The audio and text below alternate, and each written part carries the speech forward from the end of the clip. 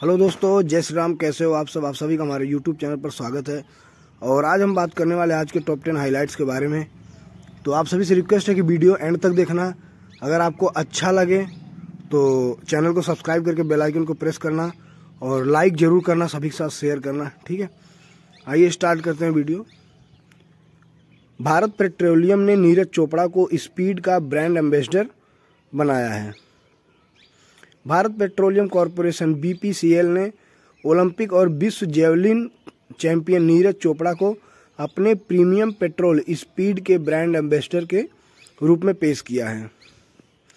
Chopra athletics में अपनी शानदार उपलब्धियों के साथ जीत, प्रदर्शन और सफलता का सार प्रस्तुत करते हैं। स्पीड के साथ नीरज की साझेदारी निस्संदेह ग्राहकों को महानता हेतु प्रयास करने के लिए प्रेरित करेगी। विश्व वन्य जीव दिवस 2024 कब मनाया जाता है? 3 मार्च को। जंगली जानवरों और पौधों का जश्न मनाने हेतु प्रत्येक वर्ष 3 मार्च को विश्व वन्य जीव दिवस WWD मनाया जाता है। विश्व वन्य जीव दिवस 2024 का विषय connecting people and planet exploring digital innovation in wild life conservation है। संयुक्त राष्ट्र ने वन्य जीवों के संरक्षण और सुरक्षा की आवश्यकता के संदर्भ में जागरूकता बढ़ाने के साथ साथ टिकाऊ प्रथाओं को बढ़ावा देने हेतु इस दिन की स्थापना की, जो जैव विविधता के संरक्षण में मदद कर सकती है। कैबिनेट ने इंटरनेशनल बिग कैट अलायंस की स्थापना को मंजूरी दे दी है। केंद्रीय मंत्रिमंडल ने प्रधानमंत्री नरेंद्र मोदी की अध्यक्षता में international big cat alliance IBCA की स्थापना को मंजूरी दे दी है। गठबंधन का मुख्यालय भारत में होगा। यह 96 बड़ी बिल्लियों वाले देशों, बड़ी बिल्लियों के संरक्षण में रुचि रखने वाले देशों, संरक्षण भागीदारों और वैज्ञानिक संगठनों को एक साथ लाएगा। इसे 2023-24 से 2027-28 तक 5 वर्षों हेतु 150 करोड़ रुपए का एक मुफ्त बजटीय समर्थन प्राप्त होगा। बिग कैट अलायंस एक बहुउद्देशीय बहुएजेंसी गठबंधन होगा। RBI ने अमेजॉन पे को पेमेंट एग्रीगेटर के रूप में काम करने की मंजूरी दे दी है। ई-कॉमर्स दिग्गज अमेजॉन इंडिया की फिनटेक शाखा अमेजॉन पे को भारतीय रिजर्व बैंक द्वारा भुगतान एग्रीगेटर लाइसेंस प्रदान किया है। विनियामक अनुमोदन भुगतान प्लेटफॉर्म को भुगतान एग्रीगेटर के रूप में कार्य करने की अनुमति देता है, जिससे उसे अपने एप्लीकेशन के माध्यम से ई-कॉमर्स लेन देन की सुविधा प्रदान करने का अधिकार मिलता है। फिनटेक स्टार्टअप हाल ही में भुगतान एग्रीगेटर्स PA के रूप में कार्य करने हेतु केंद्रीय बैंक द्वारा अधिकृत संगठनों की सूची में शामिल हो गया है। विश्व श्रवण दिवस 2024 3 मार्च को मनाया जाता है। World hearing day. विश्व श्रवण दिवस प्रतिवर्ष 3 मार्च को मनाया जाता है। यह दिन विभिन्न प्रकार के श्रवण दोषों और कई अन्य संबंधित मुद्दों के संदर्भ में जागरूकता पैदा करने हेतु समर्पित है। वर्ष 2024 का विषय है changing mindsets, let's make year and hearing care a reality for all है। ठीक है, इसका विषय भी आप लोग याद करना। बांग्ला अनुवाद ने प्रतिष्ठित रोमन रोलैंड पुस्तक पुरस्कार 2024 जीता है। रोमन रोलैंड पुस्तक पुरस्कार पंकज कुमार चटर्जी के बांग्ला अनुवाद स्टैलिनर दीवान को प्रदान किया गया है। विचारोत्तेजक उपन्यास जोसेफ स्टालिन और सोवियत संघ में एक युवा कलाकार के बीच मुठभेड़ की पड़ताल करता है। रोमन रोलैंड पुस्तक पुरस्कार एक प्रतिष्ठित साहित्यिक पुरस्कार है जो संस्कृतियों में समझ और सहानुभूति को बढ़ावा देने वाले कथा साहित्य के उत्कृष्ट कार्यों की सराहना करने और प्रोत्साहित करने हेतु दिया जाता है। ठीक है, आइए बढ़ते हैं अब दूसरे टॉपिक की तरफ। राज्यपाल PS श्रीधरन पिल्लई ने बेसिक स्ट्रक्चर एंड रिपब्लिक पुस्तक का विमोचन किया है। राज्यपाल PS श्रीधरन पिल्लई की 212वीं पुस्तक बेसिक स्ट्रक्चर एंड रिपब्लिक का विमोचन चंगनाचेरी के केरल के आर्क बिशप मार जोसेफ पेरुमथोटम के हाथों राजभवन डोना पाउला में किया गया। 50 पेज की किताब राज्यपाल के भाषणों के माध्यम से राजनीतिक जागरूकता के महत्व पर जोर देती है, जो विशेष रूप से मौलिक अधिकारों और न्यायपालिका पर प्रकाश डालती है। ओडिशा के मुख्यमंत्री नवीन पटनायक ने स्पोर्ट स्टार की कॉफी टेबल बुक का विमोचन किया है। ओडिशा के मुख्यमंत्री नवीन पटनायक ने स्पोर्ट स्टार द्वारा प्रकाशित FIH ओडिशा हॉकी पुरुष विश्व कप 2023 नामक एक कॉफी टेबल बुक का विमोचन किया है।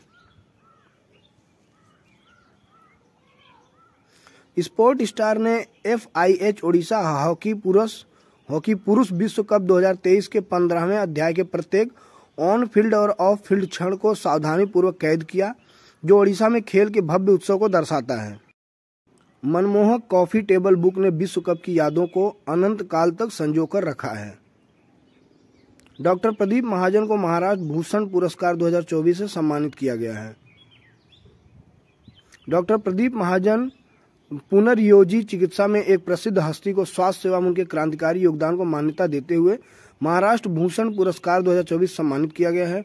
नवाचार और रोगी परिणामों में सुधार के प्रति समर्पण की विशेषता वाले उनके काम ने कैंसर, मधुमेह और गठिया जैसी जटिल स्थितियों के इलाज में महत्वपूर्ण प्रगति की है। श्री सर्बानंद सोनोवाल ने पहली बार मेड इन इंडिया ASTDS टग समर्पित किया है। केंद्रीय MOPSW और आयुष मंत्री श्री सर्बानंद सोनोवाल ने वस्तुतः ओशन ग्रेस नामक 60T बोलार्ड पुल टग और मेडिकल मोबाइल यूनिट का उद्घाटन किया है। ओशन ग्रेस MOPSW के तहत कोचीन शिप यार्ड लिमिटेड द्वारा विकसित पहला मेक इन इंडिया ASTDS टग है। मेडिकल मोबाइल यूनिट कॉरपोरेट सामाजिक जिम्मेदारी के प्रति बंदरगाह की प्रतिबद्धता का हिस्सा है। भारतीय भूवैज्ञानिक सर्वेक्षण ने 174वां स्थापना दिवस मनाया है। भारतीय भूवैज्ञानिक सर्वेक्षण GSI ने 4 मार्च 2024 को देश भर में अपने सभी कार्यालयों में भव्य तरीके से अपना 174वां स्थापना दिवस मनाया है। यह आयोजन बड़े जोश और उत्साह के साथ मनाया गया है। जैसे जैसे GSI अपनी यात्रा जारी रख रहा है, यह पृथ्वी विज्ञान के क्षेत्र में उत्कृष्टता और नवाचार की खोज में दृढ़ बनाया हुआ है। फ्रांस गर्भपात को संवैधानिक अधिकार बनाने की तैयारी में है। फ्रांस अपने संविधान में गर्भपात के अधिकार को शामिल करने वाला दुनिया का पहला देश बनने की ओर अग्रसर है। ऊपरी और निचले सदनों के सांसद 4 मार्च 2024 को राष्ट्रपति इमैनुअल मैक्रोन द्वारा बुलाए गए एक विशेष सत्र में मिलेंगे। ठीक है, देखते हैं इसका दूसरा पॉइंट।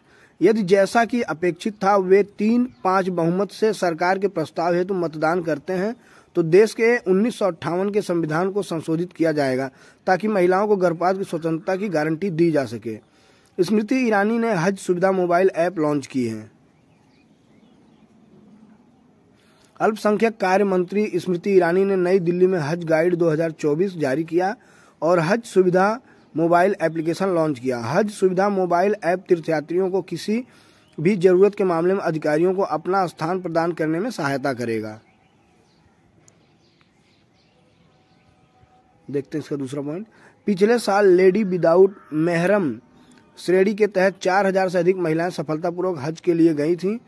उन्होंने कहा कि इस साल 5000 से अधिक महिलाओं ने हज हेतु AWM श्रेणी के तहत आवेदन किया है। LWM। डॉक्टर मनसुख मंडाविया ने नई दिल्ली में Ayush ICMR advance centre launch किया है। इस पर देख लेते हैं इंपॉर्टेंट पॉइंट। केंद्रीय मंत्री डॉक्टर मनसुख मंडाविया ने नई दिल्ली में एम्स में एकीकृत स्वास्थ्य अनुसंधान हेतु नई दिल्ली में आयुष ICMR एडवांस सेंटर का शुभारंभ किया। आयुष ICMR एडवांस सेंटर का लक्ष्य पारंपरिक भारतीय ज्ञान और आधुनिक चिकित्सा दोनों का एक साथ उपयोग करके रोगियों को समग्र स्वास्थ्य देखभाल प्रदान करना होगा। ठीक है, दूसरा पॉइंट।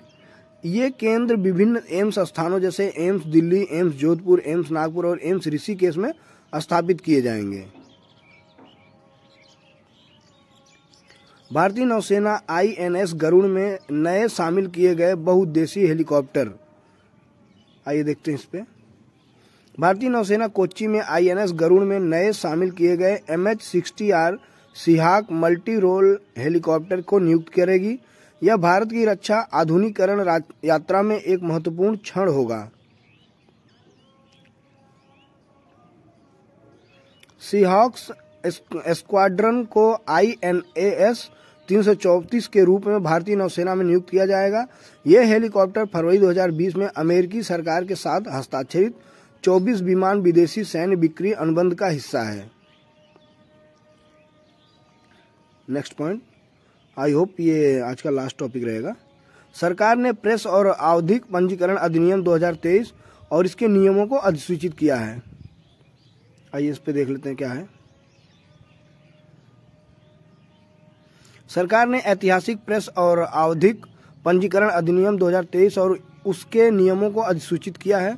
नया अधिनियम देश में समाचार पत्रों और अन्य पत्रिकाओं के पंजीकरण की सुविधा हेतु एक ऑनलाइन प्रणाली प्रदान करता है। नई प्रणाली मौजूदा मैनुअल बोझिल प्रक्रियाओं को प्रस्तावित करती है, जिसमें कई चरणों और विभिन्न चरणों में अनुमोदन शामिल होते हैं, जो प्रकाशकों हेतु अनावश्यक कठिनाइयों का कारण बन रहे थे। समाचार पत्रों और पत्रिकाओं का पंजीकरण प्रेस सेवा पोर्टल के माध्यम से ऑनलाइन होता है। तो ठीक है दोस्तों, आज की वीडियो में इतना ही। फिर मिलते हैं आप सभी से एक नई वीडियो में। तब तक के लिए जय हिंद, जय भारत, जय Shri Ram, take care, good luck आपके आने वाले सभी एग्जाम्स के लिए।